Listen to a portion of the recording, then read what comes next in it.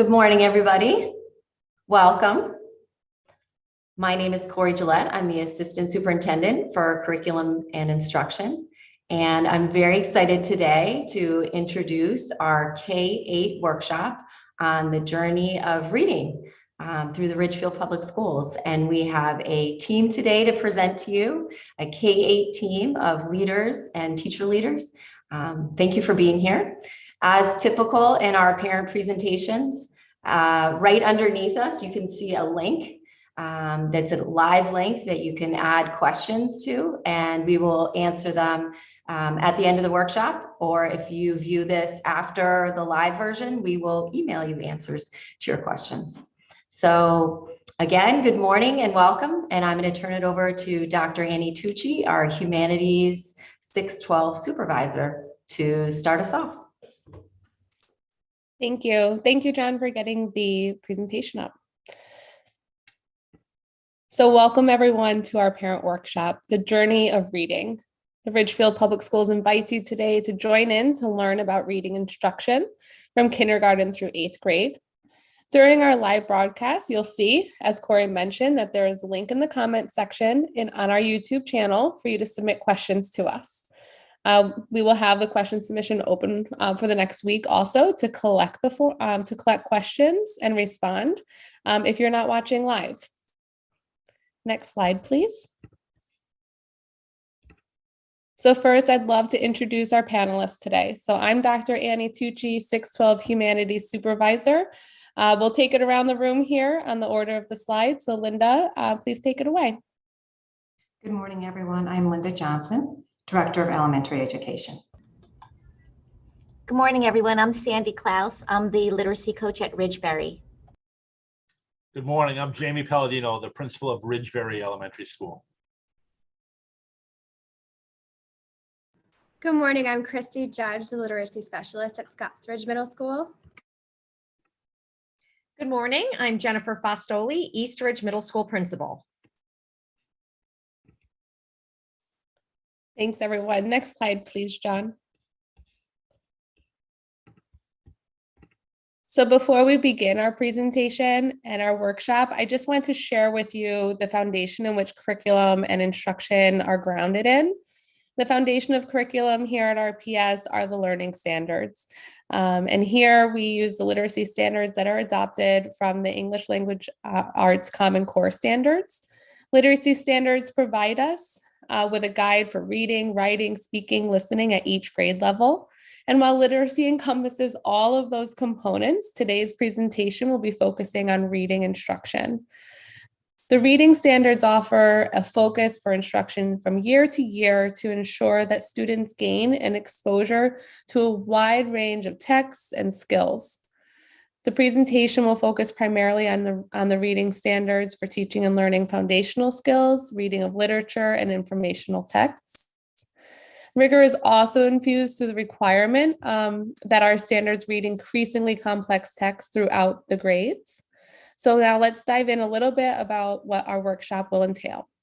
So we have 3 parts to today. First, you'll learn about our comprehensive literacy approach, which will be led by Linda Johnson and our literacy specialists.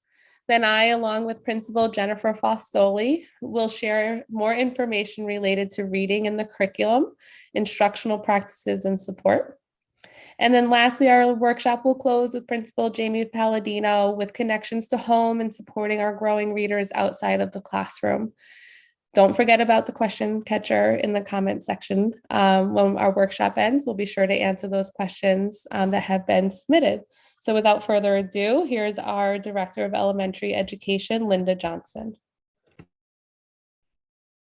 Thank you, Annie. Now I'm going to kick it off talking a little bit about how students learn to read through our comprehensive literacy approach. And you'll see on the next slide the different components to our approach. What we believe here in Ridgefield is that learning how to read is a multifaceted process that does not develop naturally. It can be hard work and it can be complicated. For the majority of our children, for our students, learning to read takes instruction, practice, and support. We believe that for maximum gains in learning how to read, most students need systematic, explicit, and engaging instruction. In our schools, we base our reading program on research. So for example, the science of reading, which is a comprehensive body of research that provides us with information about how students learn to read, what skills are involved with it, and how they work together. So we do rely on that research when we go into our teaching and learning experiences, which includes the 5 components that you see here on this slide: phonemic awareness, phonics, fluency, vocabulary, and comprehension. These components are distinct and they are important when learning how to read. And what's super important to keep in mind is that they are interconnected. They are taught simultaneously and they build upon each other, making a collective impact on the reading process. Our goal is to give all children, all students, access to many tools and experiences that they need to live literature-rich lives, because we believe that reading means hearing the sounds of language and matching these sounds to print. Reading means recognizing letters and words. It means moving through a text at an appropriate rate with intonation and phrasing. And reading means understanding vocabulary and comprehending what is being read. So today, through this presentation, we will show you how each of these components is part of our robust, thoughtful approach to reading instruction, and how each part is valued equally. And of course, assessment plays a very important part of our process. In Ridgefield, we assess our students in various ways, both formally and informally, so that we can meet our readers to where they are in terms of where they are in their learning on the reading continuum. So next, the team is going to give you details about each of these parts of the approach that you see here and what it looks like in our classrooms. So now I am going to turn it over to Mrs. Klaus, our reading coach at Ridgeberry Elementary School, who is going to talk about a few of these components. Thanks, Linda. So like Linda explained, the process of reading is really multifaceted, and readers need to integrate each facet in order to process text and ultimately construct meaning. In other words, before readers can construct meaning from text, they must be able to read text fluently. And before readers can read text fluently, they need to have automatic word recognition, strong phonics and decoding skills, and solid phonological awareness, which is this larger umbrella term for being able to identify both the larger parts of spoken language, like syllables, as well as individual sounds called phonemes. So phonemic awareness really refers to both auditory skills or hearing sounds and spoken language. And when we say that students have phonemic awareness, what we're really saying is that they understand that spoken words are made up of individual sounds called phonemes.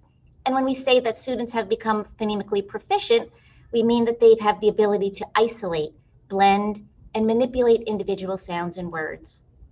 And we teach phonemic awareness because we know that it's one of the best indicators of early reading success.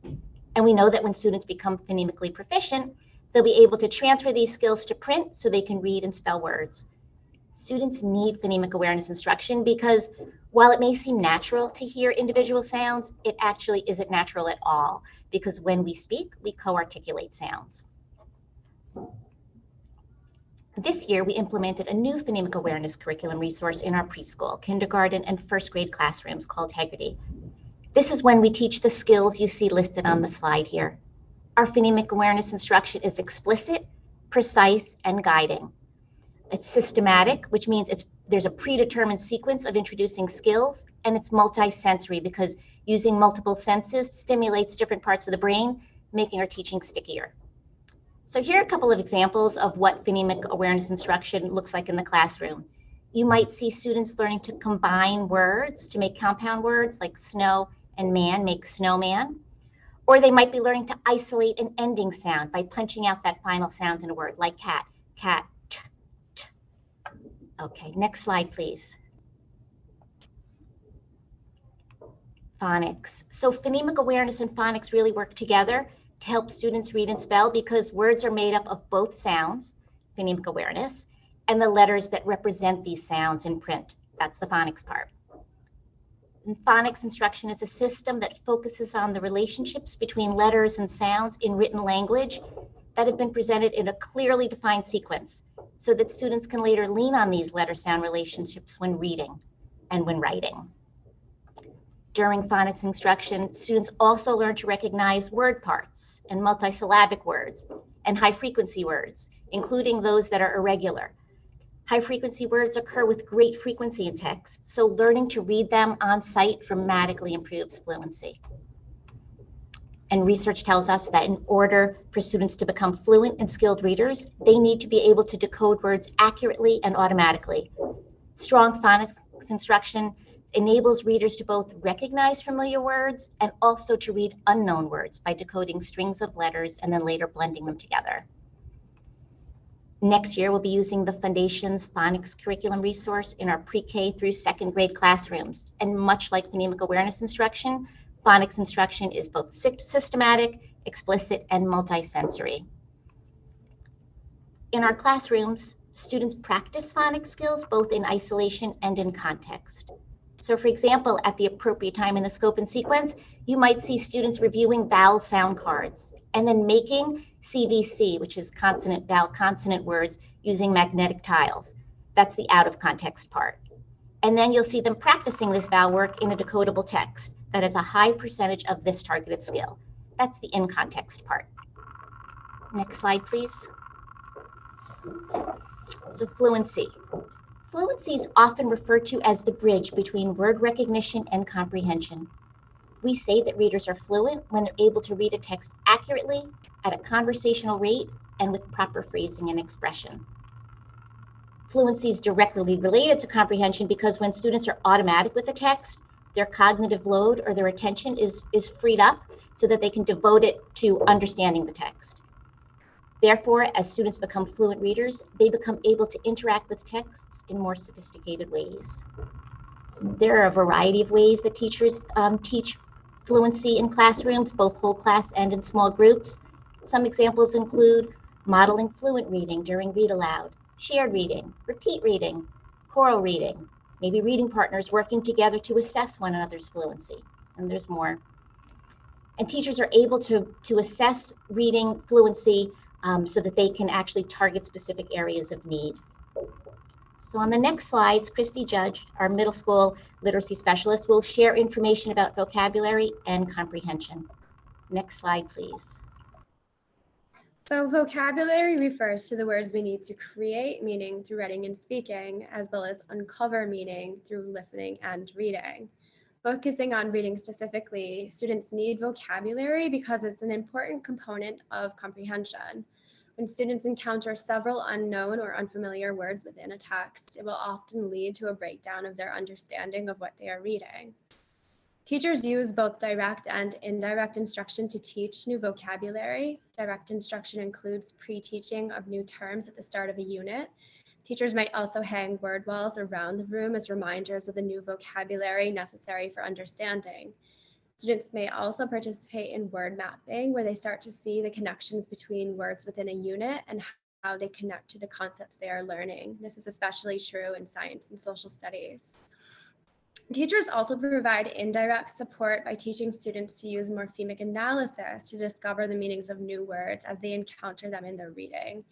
Additionally, teachers provide instruction in using context clues to help students to use the surrounding words or sentences to determine the meaning of an unknown word.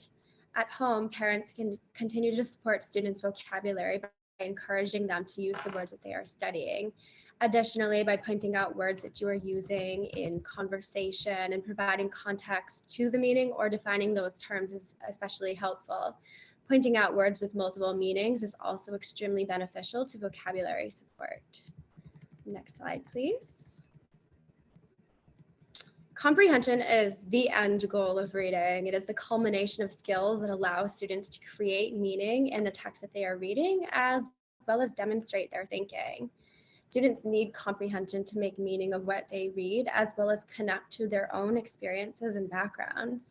Additionally, as they become more skilled, The comprehension skills will allow them to think more critically and analytically about what they are reading. Developing comprehension skills leads to lifelong readers, which in turn produces lifelong learners. Students receive direct instruction and specific comprehension skills and strategies to understand the text they are reading. Teachers also provide explicit instruction for different text structures. Reading fiction requires a separate skill set than reading informational text. Therefore, students require knowledge to recognize the structure of the text that they are reading in order to make meaning out of that text. An important component of comprehension instruction is helping our students to use metacognition as they are reading. As we read, there should be two voices in our head: the voice that is reading the text and the voice that is thinking about what the text says. Students often need guidance in recognizing this voice that is naturally reacting and connecting and predicting, as well as questioning as they are reading. As students become more proficient with their foundational reading skills, they are better able to listen to this voice as they are reading.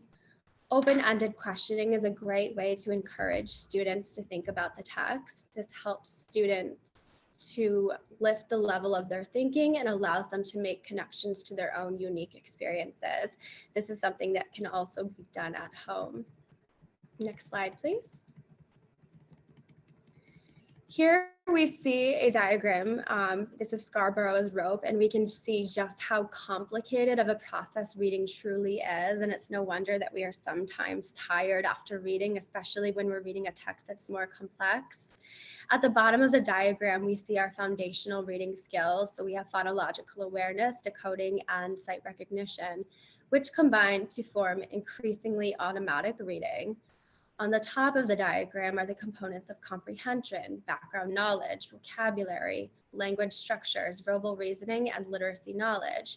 A reader requires all of these areas to become an increasingly strategic reader. Both automaticity of reading and strategies for comprehending are necessary to form a skilled reader. Our elementary skills help to lay the foundation for reading and develop these automatic skills so that the students transition from learning to read to reading to learn. They can hone in on their comprehension skills.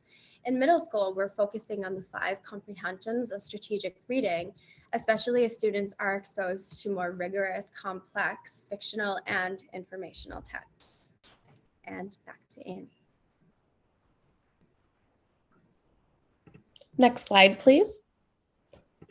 So in this next section of our presentation, what we just learned from Linda, from Sandy, and Christy are so many strategies related to our comprehensive literacy approach. And what does that look like in our K-8 classrooms, right? So our curriculums are richly infused with a wide range of genres and reading instruction and in the content areas. So you can see that there on the slide. As you heard before from Lindy, Sandy, and Christy, our teachers engage in reading using many instructional strategies. Some examples with vocabulary and comprehension. Those strategies support reading informative texts, like when your students are conducting research in their social studies classes or when presented with new information in their science classes.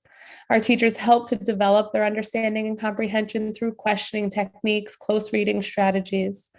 And other examples of how our students engage in reading here at RPS are through book clubs, independent reading, read alouds, partnered reading, and much more. So next, Jen Fastoli will continue with how we support our growing readers. Next slide, please.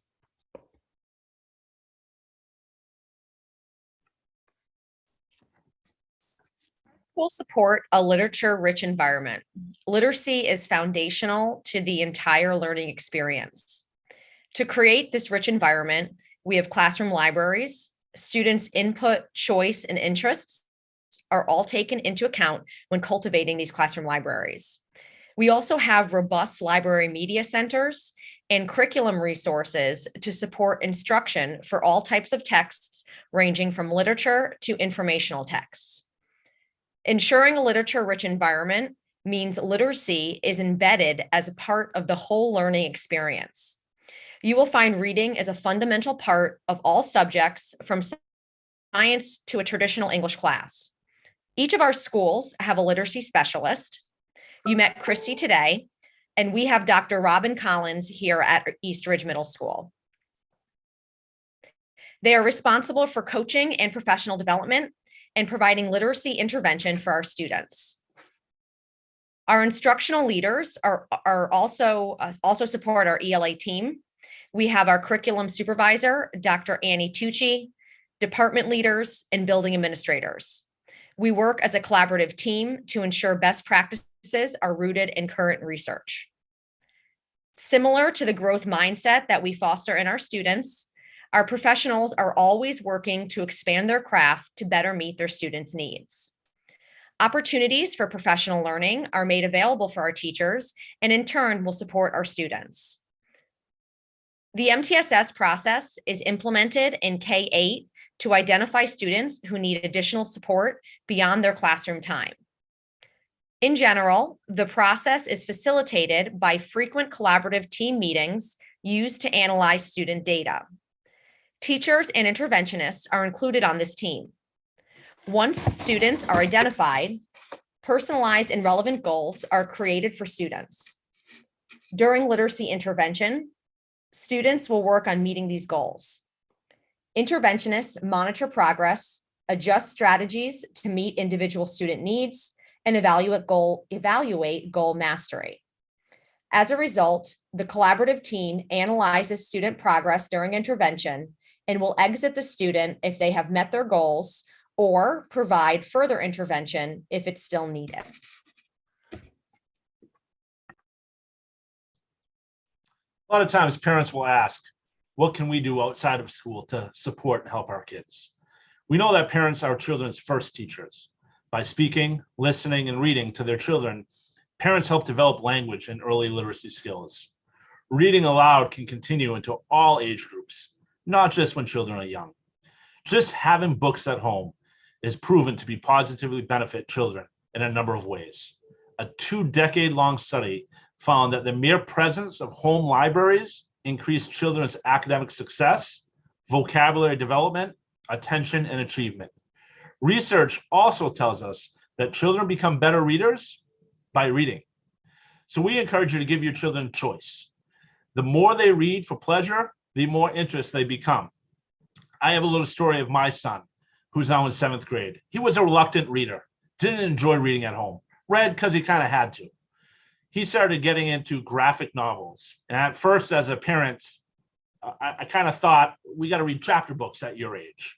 But I was excited that he was reading. And to share that graphic novel, I learned, is a really great book. And that graphic novel sparked an interest that started getting to nonfiction reading and chapter reading. And now I can't pull a book away from him. Modeling reading and having it be part of their relationships with families and friends is also important. Having them watch you read. Being literate allows us to learn to express ourselves. Supporting a child's motivation to read is equally important to the foundational skills of learning how to read. Ways to increase motivation and a student's belief in themselves as a reader can be increased by doing a few things. Number 1, read aloud to your child. It could be a chapter book. It could be I read a page, you read a page. Or to be honest with you, there are so many wonderful and meaningful picture books that at any age that can be read to children. Read together and discuss. Or create a book club with family and friends. One of the great things we've learned through this pandemic is how the computer can be a resource to connect to people far away. Why not choose a book that grandma can read in Florida with you and have time to talk about that? Find opportunities to talk about books and what's being read. And again, read to your children as often as you can. Not only is it time for that one-on-one time, but they'll be encouraged to read. I'm going to turn it back over to Linda and Annie. Thank you all so much. So let's go to our questions that may or may not have come in live and see if we have any for today.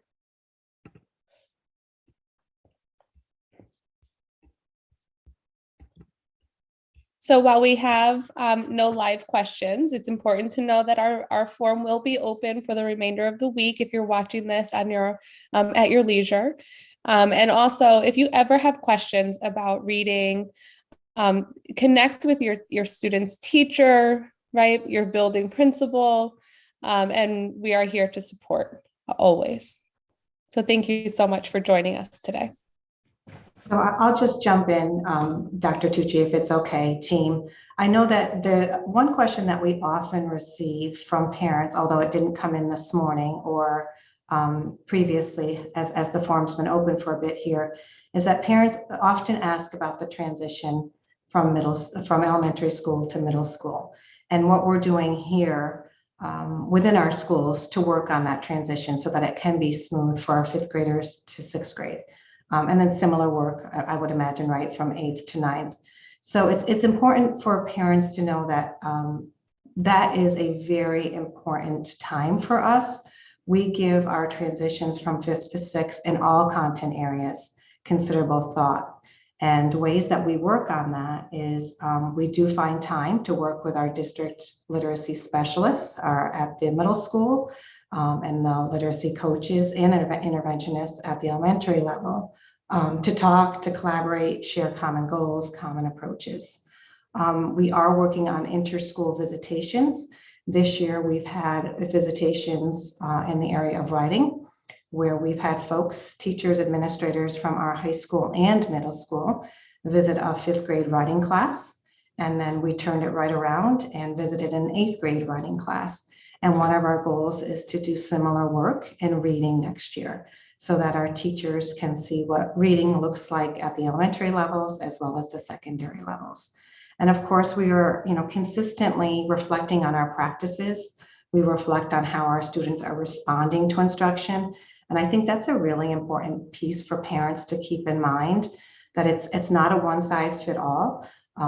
We do pay very close attention to our readers and how they're progressing. And we make adjustments along the way so that they can be successful, not only from 5th to 6th during those transition times, but really any grade level, kindergarten all the way up through 12th grade.